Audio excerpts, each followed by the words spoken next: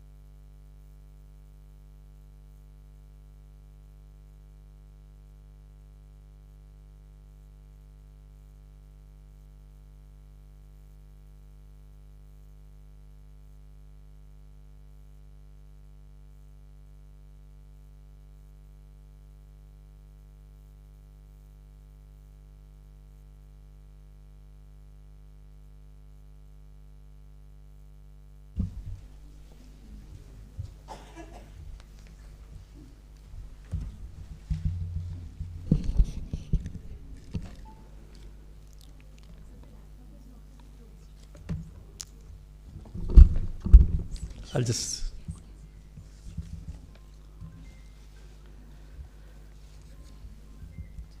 Thank you. Prayerful greetings from CISC New Delhi. I'm Dr. G. Immanuel, Chairman, connected to COBSE over a decade. This morning, I'm very happy, both of us from Gujarat. I'm in Ahmedabad, he stays in Vadodara, and both of us a lot of commonalities here. Regarding education international scenario, I just would like to bring us to our notice the 50 challenges the modern educators are facing right now. I'm not going to spend all 50 because Honorable MC Samaji did not inform me earlier. He knows that I can tackle the situation. So you just abruptly assign me the topic. Doesn't matter.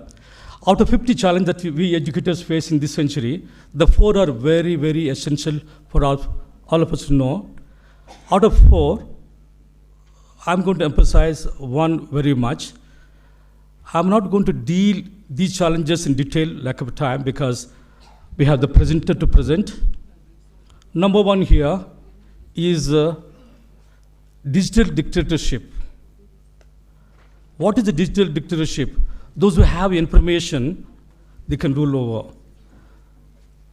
Through using the AI, various instruments, they're gathering all kind of information in order to have the full control over education, full control over the various nations.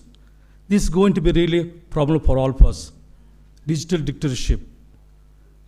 Number 2, autodidactism. What is autodidactism? Is that, itagogy in a sense, self-learning, homeschools. America, Canada, Europe encourages people to have homeschooling. Homeschooling is being encouraged. This is really going to be a problem for us because it's dealing with the pedagogy. Number 3, infodemics. Infodemics in a sense, what is right, what is wrong, nobody knows. We are bombarded with information, appear to be true, may not be even true. False information, a lot of things are coming over here. In order to avoid, to show that they are free from all kind of favoritism, bias and all that, they're using AI. Unfortunately, AI also being programmed such a manner with all algorithms and getting whatever they want to pass on to the people, politicians, institutions, even boards are using infodemics in not to show that they're superior than others. This has to be noted. The fourth one, globalization. What is globalization? Whole world has become one village. Earlier we had bamboo curtains, iron curtains, information not allowed to pass on freely. Now information freely going about. Now MNCs, multinational corporations, wanted to progress, wanted to have their companies to excel. Now they are looking for the smart and bright young people across the globe because they want to establish their business across the globe. They're looking for the smart people. Where are the smart people? Are they from rich countries, developing countries? Where are they? How do they look? Which race, which color, which language? As they were looking for, they found out rich and affluent people, smart people are very expensive. They're looking for bright and small people from developing countries. As they were looking for, they put a pressure on the United Nations, World Bank. Please identify and tell us who are those people imparting the quality education. Of course, according to sustainable development goals, goal number 4, talk about quality education. When we have more than 210 countries in the world, approved countries, which country is imparting quality education? The children go to school right from 10 years to 11 years, even 12 years. In our country, they go 12 years. When they go to 12 years of school, each year of their going to the school, are they really learning what they're supposed to learn? If they're not learning what they're supposed to learn, how to tackle that? How to rate that? So they put a pressure in the World Bank, kindly you come forward, put some kind of rule where we can have the people to identify to have the quality education. They approached OECD. He's going to explain in detailed manner, where the PISA started there. And OECD want to standardize education. They went around looking for those schools which are imparting the quality education. Because information that comes, not to only know, to utilize, practical utility of it. Then we have the TIMS, we have PEARLS. These international exams are conducted to know, to adjust, modify, how to reach out. Now using the PISA, TIMS, PEARLS, even our country we have Pratham group, ASER, Mrs. Banerjee group, the conducting survey, helping our government to improve the education. Similarly, using these maybe ASER, maybe PISA, TIMS, PEARL, these exams are being used to modify. I wish I had time to explain, but I will not take this one.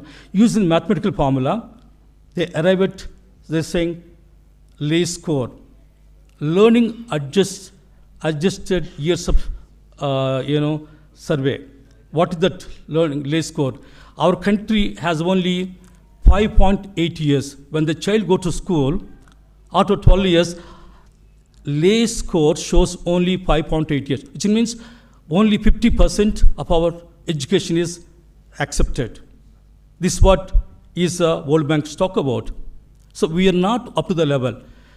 In the world scenario, if they see our education system, according to 2020 ratings, our education is only 33rd. In 2019, it was a 35th. And 2018, it was a 40. Our rating as education very low in the world. At the same time, Indian children, when they're going to Europe and America, they're doing extremely well. because those are lands of opportunities. They're able to do so well. The same children, when they're in India, they're not able to do any good. When 2009 PISA was conducted, ours is second last rank, next to Kyrgyzstan. Kyrgyzstan is the former USSR country, very low. 73rd rank, which is very, very low. The government of India was a bit nervous. Maybe this PISA is not culturally viable for us. We will not go for it. At the time of conducting PISA exams, when they started 2000, the government of India avoiding these. Somehow they took courage. Well, Tamil Nadu doing very well in education. Himachal is doing very well. So they picked up Tamil Nadu and Himachal Pradesh, allowed selected school to participate in the PISA exams. In that, ours is the second last rank. The government thereafter did not accept these. We will not accept these PISA scores. PISA scores, what happened? What type of information, knowledge that we acquired, how to use it, how to utilize it. Utility part of it is not there. Just like a council, when we examine the children, we don't only ask for theory. We ask for the practical aspect of it, how to utilize. Sharmaji was in the council before he could come to the CBSE. He was in the council. He was trained very well, and he conducted our council exam so well. From there, he went to CBSE. That's how CBSE got double power anyway. And we conduct only exams to study the practical aspects of the learning rather than the only theory. Here, the PISA scores definitely demands that. Now I can go on. Is there my friend sitting here? What I'm saying, why did Gujarat register for the PISA? Slaikar is known to me, the director for PISA. He is approached the government of Gujarat with the help of Dr. Santhol. He is also a friend of mine. They all approached, went to Gujarat, got registered for these PISA exams. How did you take such a courage to, when government of India is saying no, how did you take such a courage to register for PISA exams? When our children are preparing for the entrance exams, like a NEET, IIT, JEE, and various entrance examinations, that is based on theory, where PISA demanding practical aspect of learning. Whatever information that you have, how you utilize and make use of it. Now, when that is, both are of different wavelengths, how you are going to manage the children at the end of the day, after learning everything, they need to get into engineering colleges, medical colleges, want to do CA, ICW, whatever. Now, to learn that, they not forget it. This aspect of it. How we are going to balance it? When government of India saying no, how did Gujarat go for it? Is it because we have the 6 ministers, Prime Minister, Home Minister, Health Minister, all the ministers from Gujarat? That's the reason. How did we take such a courage to go for such an examination? Our neighboring countries, dragons, mini dragons, lines, such as China, Japan, Hong Kong, Malaysia, and all these countries are doing extremely well in these PISA exams. We are nowhere. How could we challenge China? How could we challenge Japan, Korea, Malaysia, Singapore? They are doing extremely well in the PISA exams because this is altogether different wavelength. I wanted to answer these. God bless you.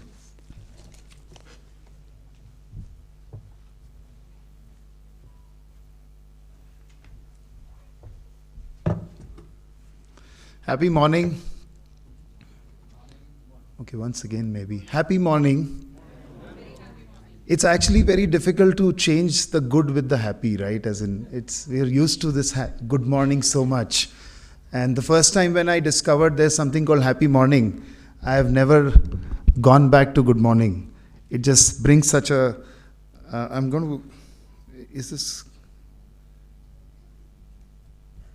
So while we get the presentation up here, I want to share a little mystery with you and a very private secret as well.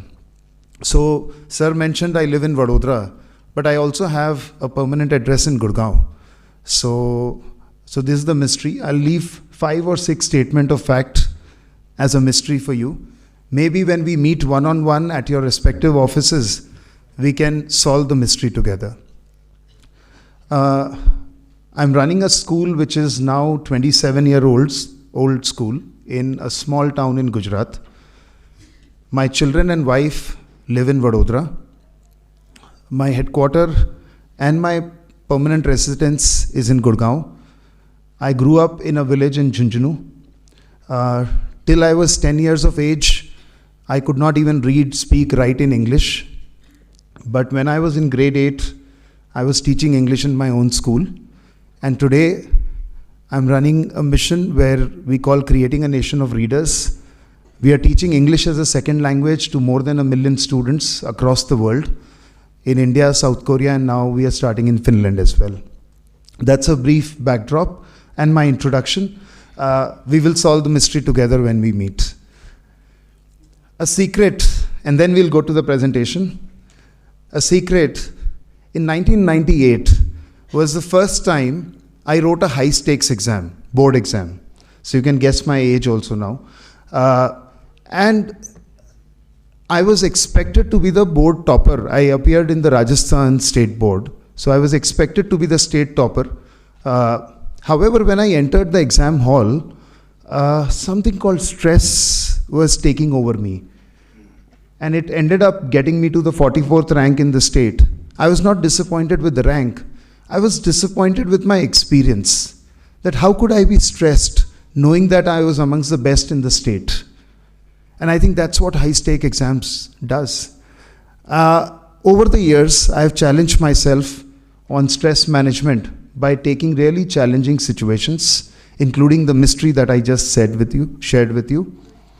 But today, after 1998, I'm again feeling nervous. Even though we have had the opportunity to present at global forums, but today it's special. I'm in a room where we have 60 plus high-stake board chairmen and leaders. If I'm not jittery, then something is wrong with me. You are governing the way forward, the direction, the future for this country. And I'm taking the audacity to present something to you. With all humility, I would say, if I fumble somewhere, it is not my organization which did not prepare me well. It is the presence of all of you which is putting me in a nervous state right now. With that, let me upfront clarify, because Chairman Sir asked me a very direct question that how come one state is doing and somebody else is not doing, when India was second from bottom in PISA in 2009. So let me begin with that, because some of you may be carrying that question or noise through the day. So first of all, PISA that Sir is referring to, it's the main PISA, country PISA. It happens once in 3 years, where only a country can sign up. Any of us in this room can't sign up on our independent will. It has to be signed up by a country. And the PISA for schools, which I am here representing on behalf of OECD Education, is different from that. It is something which was created 10 years ago, primarily to help education systems and network enhance themselves, benchmarking against the same main PISA. So it's different. So a Gujarat or Assam or Goa or New Delhi, anyone can sign up this PISA for schools examination at your own independent will. So that's the clarification, sir. Has nothing to do with center, has nothing to do with any other factor. It's available independently to all of us. And I'll clarify that a lot more as we move forward in the presentation. Now, to give a bit of a context, I need to first congratulate all of you.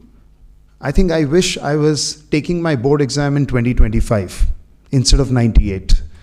It's so much more easier.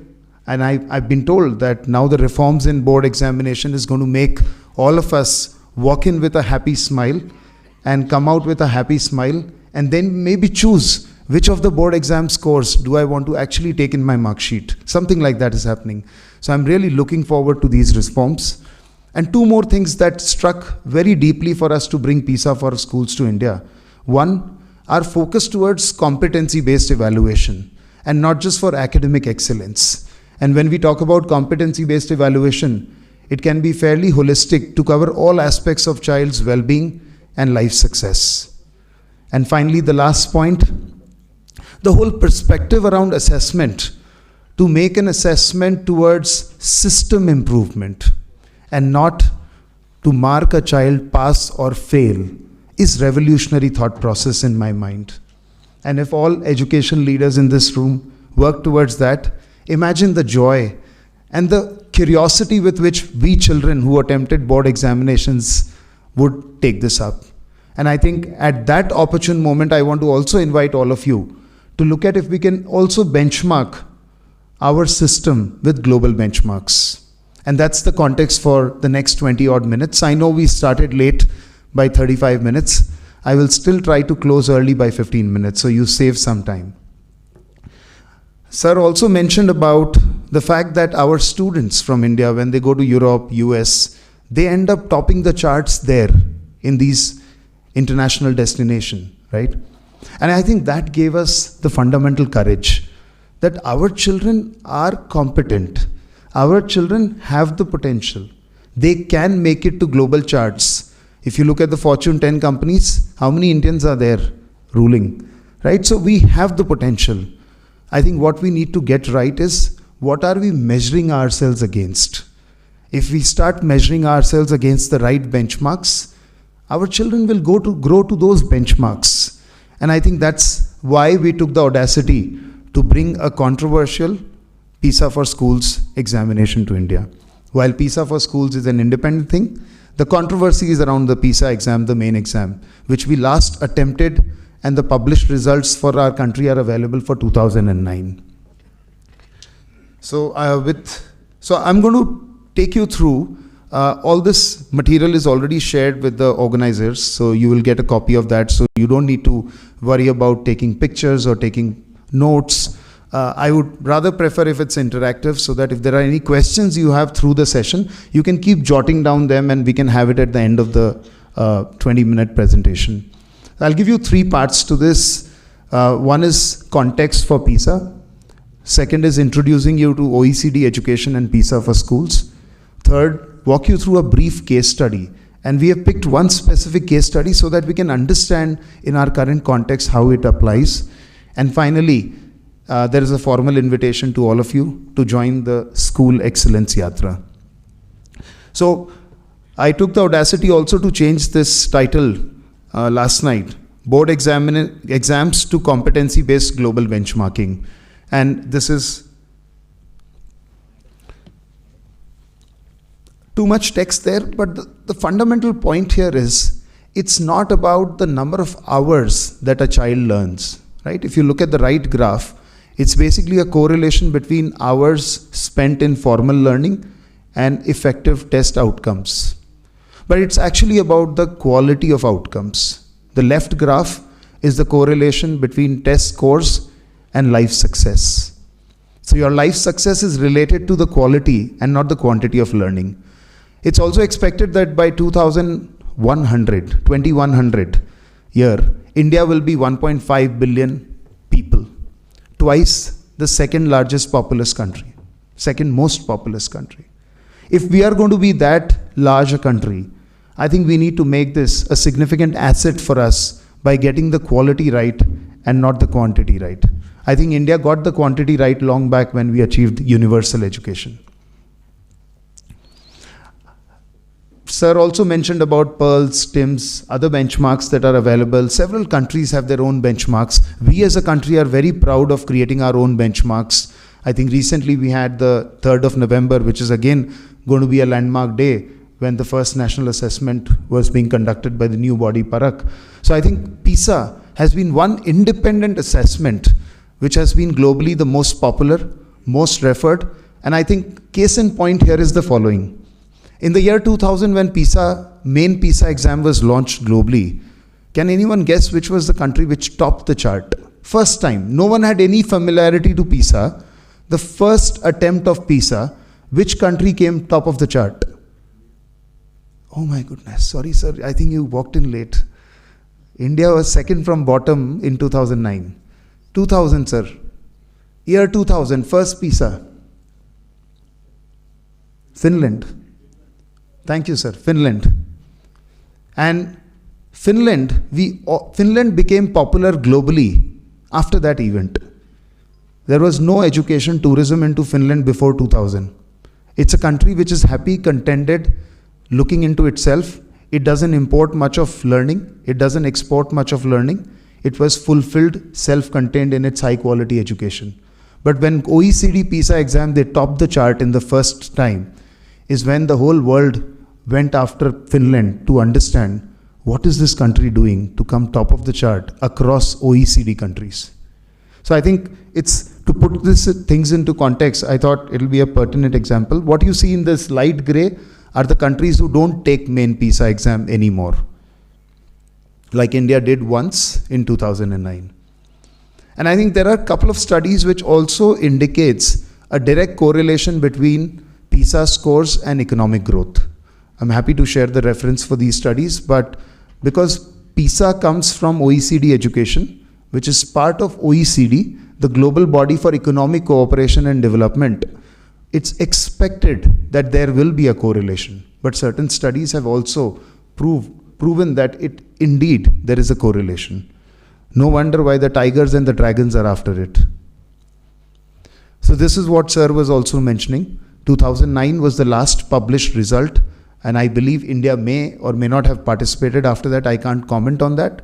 But 2009 is when our results were published last time, and we came second from bottom. Tamil Nadu and Himachal Pradesh were the two states who represented the country for main PISA.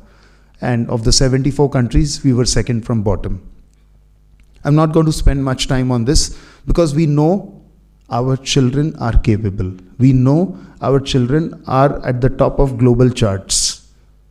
We are now reforming our education system towards right benchmarks, and that's being led by this room. So this is just a reference point. I don't want to etch this in my memory much beyond this. I rather want to talk about this, that in 2 decades, countries like Singapore, who aligned their education system to PISA scores, could shift not just the country's education quality outcomes, but also shift the economic growth of a country. And we are all witness to what Singapore has been. I have some of my friends here who are from Singapore and India, and this particular friend told me once that he's in the room, said that Singapore is the best Indian city to live. And I think that's what Singapore has been able to prove out of PISA scores. If you look at this chart specifically, this is the 2009 score. And in the 2009 score, you can see the India line there, the highest and the average. And you can understand that we are not that far. Just that we never give attention to what is globally relevant. Now that we start giving attention to competency-based assessment and benchmarking ourselves against the best, we will just move past this very fast. And I think by the time it's 2035, I can't say 2029 when the next PISA is, but by 2035, I can see India in the top 10 main PISA chart as well. Maybe we will have, that will be your 59th, no, that will be your 65th or 64th annual conference. Let's mark it in our calendars that in your 64th or 65th annual conference, we show the main PISA chart with India in the top 10. I'm not going to spend much time here, but I just picked up one reference point here, Bloom's taxonomy that we all refer so much across the globe. And I think if we just shift 1% of children from the bottom 3 layers to the top 3 layers, there is a shift in education system. And I think that's what PISA or some of the reforms we are doing are actually getting us moved towards. We are all in competency-based learning now. And I don't want to spend too much time on this, given we are short on time, but I think what's important is PISA for schools give us an opportunity to bring in the understanding of this whole framework, the concept of the framework, contextualize it to our country, and then also learn from global peers, because it's been used by 70 plus countries over the last 20 years. So we don't need to reinvent the wheel, that if on English or math, this is where I stand as a board or a country, what should I do about it? You can go to a peer country like Brazil, which has reformed its education system significantly. So it helps us to do all three.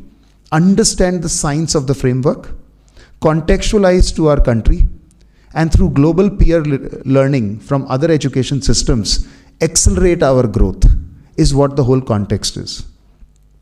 Wherever I lose your attention, tell me, I can give you another mystery quiz.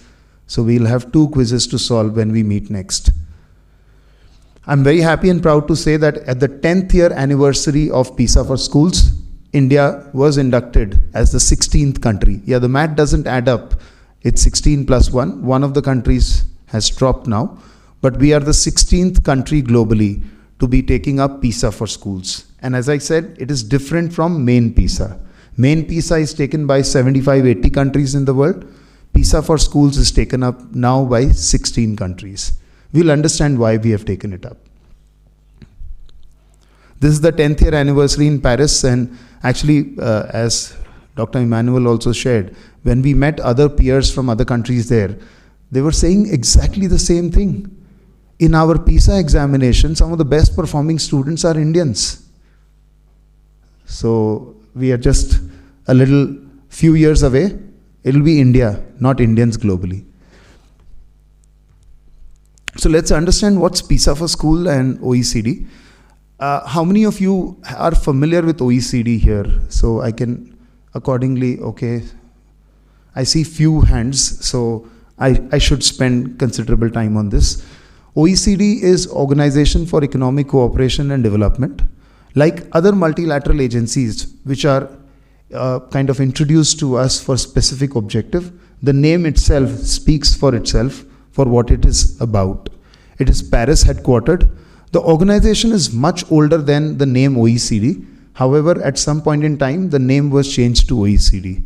This body, we are not yet an official member of OECD, but given the significance of India as a country, we are somebody that OECD doesn't neglect. They give us considerable time and attention in all the reforms that they're leading.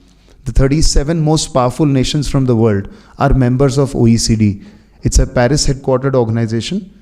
And for economic cooperation and development, you need to work on everything. How to tackle climate change, taxation, industrialization, economic policy, taxation, infrastructure development, financing, and education. So they have multiple teams, so it's a 3,000 plus organization strong. And if some of you were actively participating in the G20 summit that India was leading, OECD had a significant role and representation in the whole G20 summit that we just concluded recently.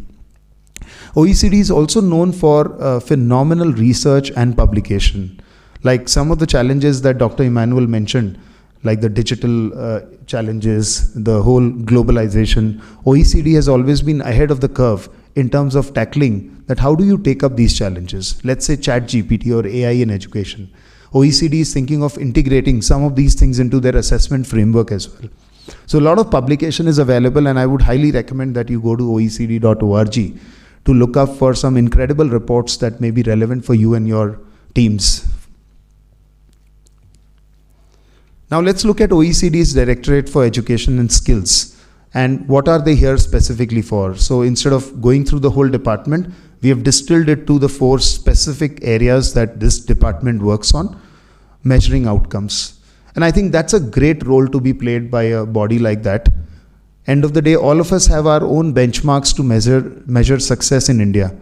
But if all the countries globally have a common benchmark to measure themselves against, now for example, health, we don't need to look at what is right health in India. There is some global direction on what is right health, what is right healthy living. Why not have for education? So measuring outcomes is one big area for work. Second is teaching and learning. When you are measuring outcomes year after year in such diverse geographies, you get so much of data and awareness on what works. Because after every test, you are doing interventions. So all of that consolidates into teaching and learning practices, which are made available to all the peers who are participating in OECD. So once now we are a member in the OECD's PISA for School, we get to learn from these practices. We don't need to reinvent the wheel, as I said earlier. Third, policy development and implementation. So their participation in G20 was primarily around bringing their expertise and experience around policy development and implementation. In India, they don't get involved in implementation because we are not yet an OECD member, but I'm sure in guiding the development and design of the policy, they do play a significant role, not just in education, but other sectors as well. And finally, the focus on research to be ahead of the innovation curve. That how do I come ahead of the curve rather than being caught by a storm or a surprise? Can I predict what's the next trend that we all need to tackle? So these are the 4 predominant verticals for OECD Education Directorate. And even if I'm representing PISA for schools, some of the states with whom we are working already have requested us for things beyond PISA for school as well, like early childhood, and somebody wanted on teacher development. OECD is open to provide their knowledge beyond PISA for schools now that they're active in the country. Okay, so PISA is Program for International Student Assessment. Now, what does it cover? I'll just briefly take you through this. It's a 2.5-hour assessment, which includes a demographic, socio-economic profiling as well.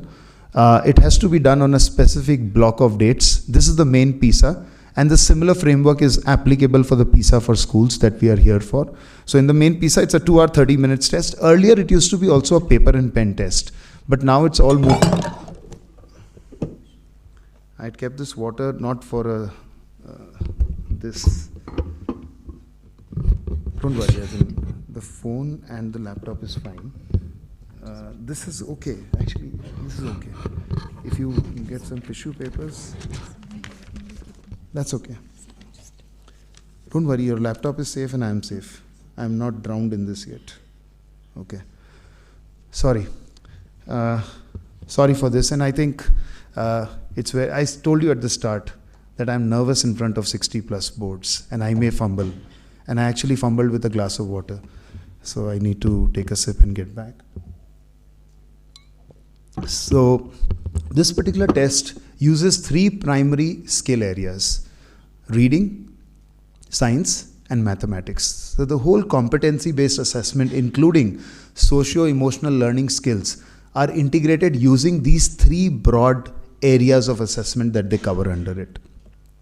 It's been, now the data is to be updated, till 2018, the main PISA was taken up by 600,000 students. They have questionnaires for, see, once you know the scores, let's say my board score is 580 on PISA. How do I understand the connection between 580 and the demographic profile? All of us don't represent similar or same states. We have such variety of demographics we deal with. And how do we bring that to perspective? So they do capture various questionnaires to understand the context in which these tests are taken. That's okay. I'm good actually. I know how to handle stress now. So let's look at broadly the comparison between PISA and PISA for schools.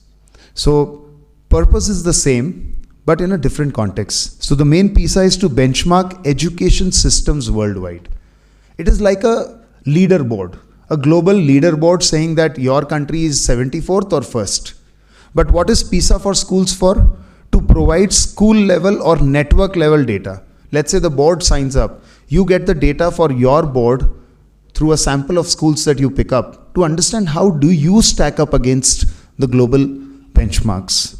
The framework is the same PISA main test and the PISA for school framework is the same.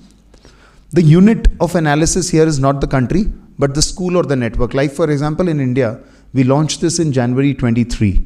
This is the first year we announced it. And there are 100-odd private schools who have signed up for this already. And there is Gujarat State, which has signed up for this already. So it can be signed up by private and the public school systems. Reporting. In case of main PISA, it's publicly presented. You can go and check out the public scores of all the countries for main PISA for the last 8-9 editions. But when it comes to PISA for schools, as a representative of OECD in India, I have no right to share your data with anyone except for you. Let's say Mizoram board signs up for PISA for schools. Only Mizoram board will get access to their reports and data. even if it has to be shared with Ministry of Education, it is the Mizoram government which has to share. I have no authority or right to share it with anyone outside this network that is signing up for that. So it's private and confidential. Now, if you as a board decide to publish, it's completely your choice. OECD has no restriction about that. Communication of results is your decision, whether you want to publish. Representation, see, in case of main PISA, the country's federal government decides who would represent the country. Like in 2009, Tamil Nadu and Himachal Pradesh represented us. But when it comes to your networks, you have to choose the schools who represent you. It's ideal to pick a random sample because that's when you get the right perspective as a board. The main PISA happens every 3 years. After 2025, it will happen every 4 years now. And the PISA for schools, we can do it on demand. We can do it twice a year, once a year. So the first PISA for school cycle for private schools is happening in July to September 24. So the schools who have signed up are going through various workshops right now. And July to September 24, they take up. However, when a state signs up, it's a separate date. It's in their language. A lot of states would like to do the PISA for schools assessment in their language, the state language, which we are open to doing for the state. So on a chosen date, in your language, it can be done. We need 6 months lead time to execute from signing to delivering the test. I'm not going to spend too much time on this. It has too much text for this audience, but basically there are 3 objectives of PISA for school: measure, explore, and act. Very simply put, measure ourselves as a system against national benchmarks, global benchmarks, and similar looking cohorts. If I am very similar to Brazil, let me go and deep dive with Brazil rather than looking at average OECD scores. So I measure myself. Second is explore, where actually I need to understand what does this data actually mean in terms of actionable next steps. So we identify those next steps. Third, act. You can, with the global peers and with the help of OECD bodies, take up specific programs for acting on what looks like the right next steps. I think I missed out one very fundamental fact, which some of you will already be aware of. The PISA examination or PISA for schools is done for 15-year-olds. It's not for any age group. It's for 15-year-olds. You need to be in the age bracket of 15 to 16, which essentially is around grade 9, 10 students. And why is it that? Globally, it's considered to be the age of end of compulsory education. So PISA examination is like readiness for global life, global leadership at the end of compulsory education. Let's broadly, just this is the first glimpse. I'm happy to share the full sample report that a school gets. However, when a network like a board would take up this, we would also present a board level report of how your board is performing across all the schools that you have signed up for. Like even if you have not signed up, a lot of private schools from your respective states may have signed up with us. We are happy to share the list of schools who have signed up, and if they are open to share their data with you, it's their choice because the data is confidential with the private schools. But yes, there is activity happening in your state through the private school right now. This is a very simple representation that you can actually understand where you stack up across these 3 milestones, these 3 benchmarks against OECD average, comparable country, or the national average. I think I rightfully asked for an hour, but I promised to finish early. So as I said, there are 3 parts: measure, explore, and act. So this becomes a diagnostic. We learn the best practices and then we apply them. We go back after a couple of years to measure ourselves against the same benchmark and see the growth curves. I'll just spend a few minutes on this case study, maybe 5 minutes, and then we'll conclude the sessions for questions. The significance of understanding the demographics, the social, cultural, economic status of the learners is very, very important to understand the OECD's PISA for schools score. You can't just look at the score of a Delhi private school against, let's say, a Rajasthan village government school. you need to understand the context and measure them against the right reference points. So this test is designed beautifully to cover elements that you see on the screen here in terms of students' resilience, optimism, motivation to learn, self-efficacy, life satisfaction. And when you go through the question sample, you will get a flavor of how actually they have built it in to the assessment design itself. And when you end the test, if you get to see that how your students and schools stack up on these fundamental social emotional skills like optimism, empathy, assertiveness, you know that you need to do something with your learner maybe. Maybe children are feeling too stressed in the learning environment for them not to blossom as much as they could do when the same child goes to a US or Europe, right? As I was saying that we compare like to like. So this chart simply to understand this is the two axes. X-axis is the socio-economic profile of the countries participating. The Y-axis is the PISA score. We look at the common intersection band of countries who fall in that band. Because I need to compare with like to like. I don't need to compare with somebody outside the band. So if you look at the gray band, that's my country band. I should look at countries who fall in that gray band and see how do we stack up. And we can do this at India level also. That within India we can see where does our board or school stack up against the rest of the boards in the school. There are other graphs here which you can go through, like for example, how does these socio-emotional skills connect with classroom discipline and learning environment? How does it connect with life outcomes? So it's a correlation. These scores are correlation. That how is optimism of student correlated with life outcomes? You can even compare, for example, you can get as specific data as, were your students motivated to learn science in your school system? Maybe they were not as motivated. They have chosen to go in humanities career and they are no more interested in sciences. Even for instance, things like what is the student belief of teaching practices in your system? Students should have a positive looking forward belief for the education system they are going for. So even this data is available to you. And I think these kind of data points are much more powerful for a board system because then you know the cause of where learning is not happening rather than just evaluating the scores. These are a few more case studies of other countries. I'm going to skip it, but I will just highlight one thing, the bottommost equity groups. Thailand hasn't signed up as a country for PISA for schools.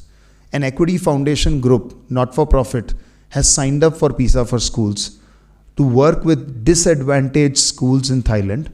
And instead of measuring these disadvantaged schools against Thailand's education system, they want to grow these disadvantaged school and children to the global system. It's a very, very unique perspective they took, and they're doing pretty well. It's been, I think, 4 years now that they've been doing this. India journey so far, as I mentioned, we launched this in January 2023 through a school excellence yatra, whereas the OECD global team was here in India. We could only do it in 5 cities as a launch: Delhi, Bombay, Bangalore, Chennai, and Hyderabad. So our apologies, we couldn't come to most of the states' representatives here, but January 24 we are planning, 24 onwards we are planning the next series of meetings and sessions in the country. We are happy to host one in your state or your city. This is officially, it's there in the press, so I wanted to, I didn't expect sir will mention about this, but here's the official announcement that Gujarat government had done about their signing up for PISA for schools, and some of the private schools who have signed up already is kind of disclosed here in this presentation for the July-September 24. About when Gujarat State is doing, I don't think I have right to share more on their test experience, but if they wish to share, they can share in the press at opportune time. So we are creating awareness with various forums. So with CBSE, we have had the chance to meet multiple times and present PISA for schools vision in the country. And our organization, Stones to Milestones, also had the privilege to work with CBSE on creating a nation of readers. So we are driving the CBSE reading app with them to get learners become readers as well. So if any of you are interested, some of you have got my bookmark invite. So if any of you are interested, I'm happy to leave some of these with the organizers.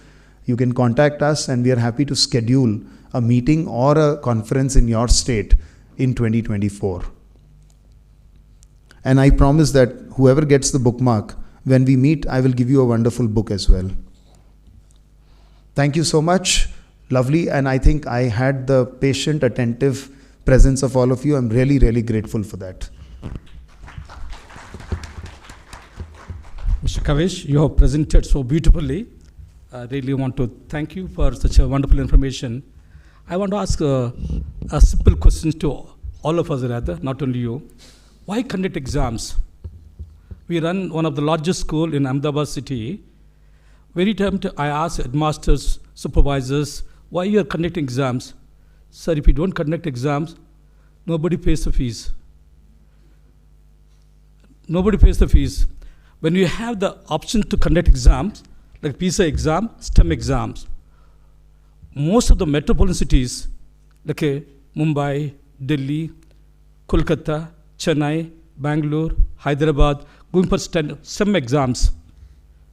Why go for PISA exams? Number of our schools preparing the children only STEM exams. Science, technology, engineering, mathematics. So that they can get the admission to the top colleges. PISA exam is only for 15 years old children, maybe 9th or 10th standard. PEARLS exam is only for up to 8th standard. 4th standard. TIMS exam is only for 8th grade. To find out various potential of the children. Who started actually conducting exams? If you see oral exams, history, we know it was started in China. Written exams started by Americans, American missionary, when they wanted to select the preachers, who are the best preachers who can come forward to take forward the vision mission of the Christianity. Then business person with the same name, he started conducting exams to identify who those people can be faithful, bright and smart. Chinese dynasties when conducted earlier by birth, whoever is born in such a royal family will be given automatically administrative capacities and positions. When they found out these people are incapacitated, insufficient, went out of their families to look for smart and bright people elsewhere, for other communities. That's how exam system started. Now we are conducting PISA exams. What is the ultimate goal and aim? Is it to prove other countries we are also as good as Chinese? Or we are also as good as Finland? Why we conduct exams? What is the purpose? Which way, who's going to be benefited? Should you go for PISA exams or STEM exams? Mr. Kavish Bhai, please.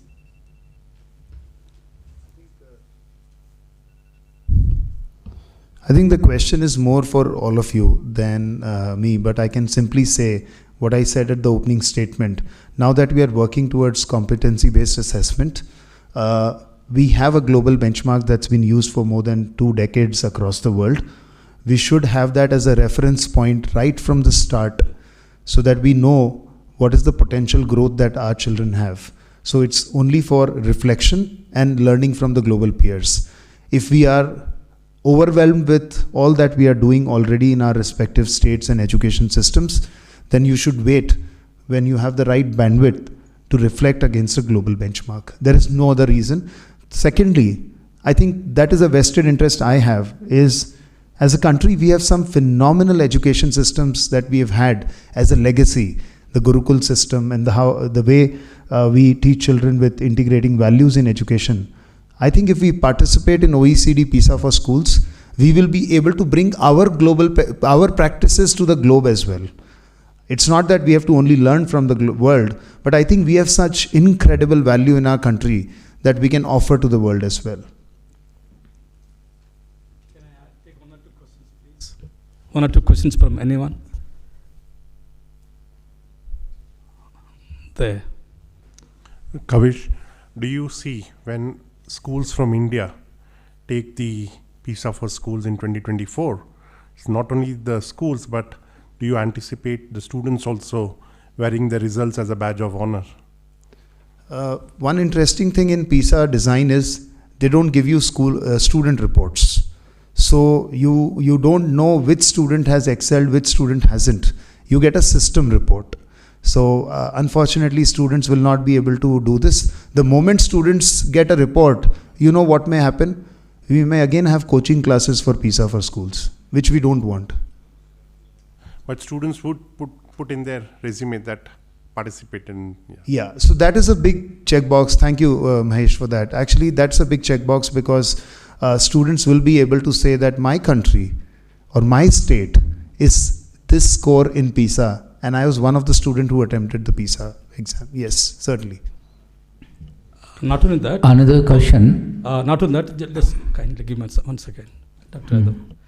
Those who get PISA, if those who attempt PISA exams, if they have any scores, if they can siphon the scores and present to any international schools, they do get admission in international schools.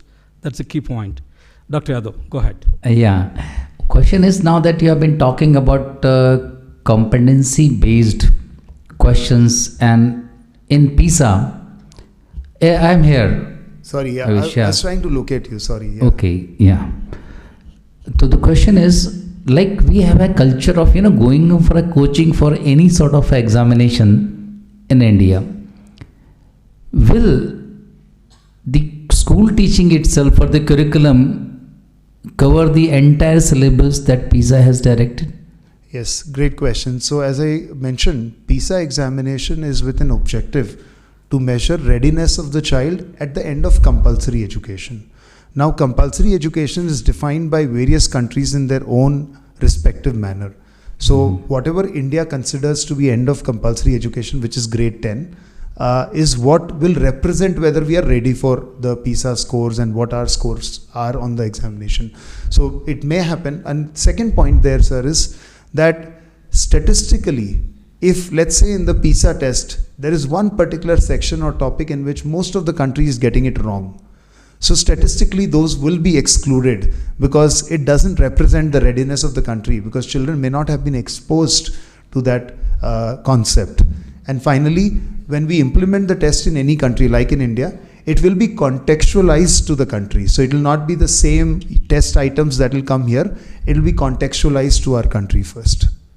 Okay, you mean to say that PISA's score or PISA test is not standardized across all the countries? No, it is standardized, but statistically there are tools that you can use to exclude items where the response is not as expected, which is the IRT theory or some other applications that they do. Because your question was that how do you know that we are teaching everything that PISA is covering, or do we need to modify our teaching practices and curriculum?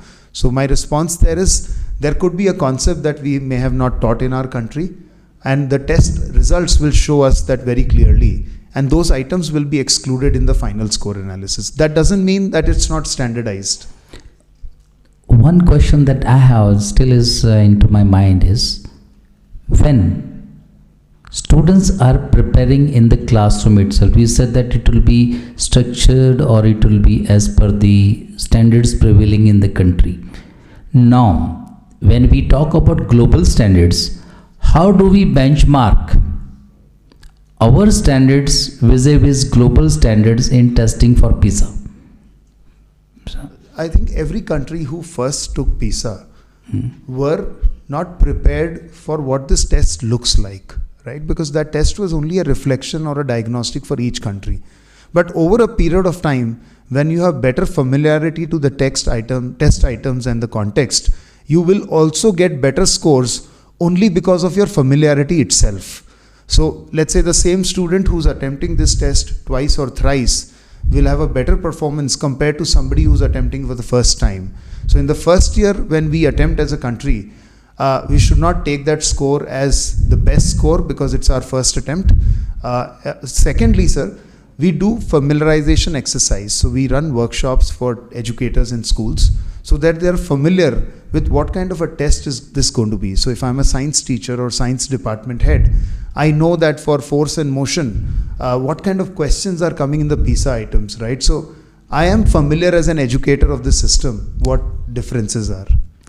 Okay, in our country, we have certain Olympiads, International Science Olympiad, International Mathematics Olympiad. How do you compare PISA tests with these Olympiads? I will flip that question to you, sir, that as a civilian here in the country, I'm wondering, how does the board allow so many Olympiads to run in this country, where there is no validity or veracity of the Olympiads that are being run in the country, right? So it's a very private practice that some people are launching Olympiads in the country. I don't think it's approved or certified by any government body. No board in the country allows or promotes such Olympiads. They are being promoted by the individual organizations across the country, and there is a large, a very big number of schools participating in these Olympiads. Yeah, so hence I consider that to be out of context for us, because we have no reason to compare with such private tests, which has no validation from any government body, Indian or international. Chalo, anyway, but the test stands, and we need to have a look at them, because these are the people who are potential. I mean, specifically potential for PISA schools. These schools have. So, that's sir, it. Thank there's you. a very funny thing that happened. I just want to mention quickly. When we launched PISA for schools, within 10 days, we saw a lot of variety of PISA Olympiads available in the country. So, I don't want to compare PISA against those Olympiads anymore. No, it's okay, but it's just a question to ask about. Thank you so much. So thank you. Thank you so much for your time, attention, and sincere interest in this. That itself is a great success for us in terms of the participation at the 52nd annual meet of COBSE. Thank you once again, Mr. Sharma, for understanding. I met you almost 7 months back, and he remembered to invite us at the opportune time. Have a wonderful rest of the day, and I'm here till about lunch in case you have more questions. We are happy to answer them.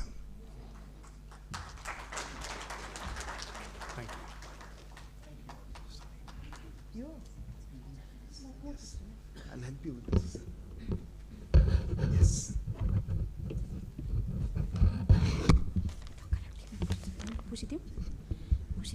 I'll present it. Thank you so much, sir. God bless. Part of my job is I still know. left.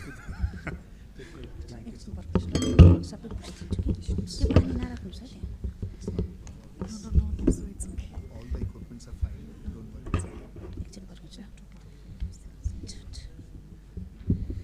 Sampai sukses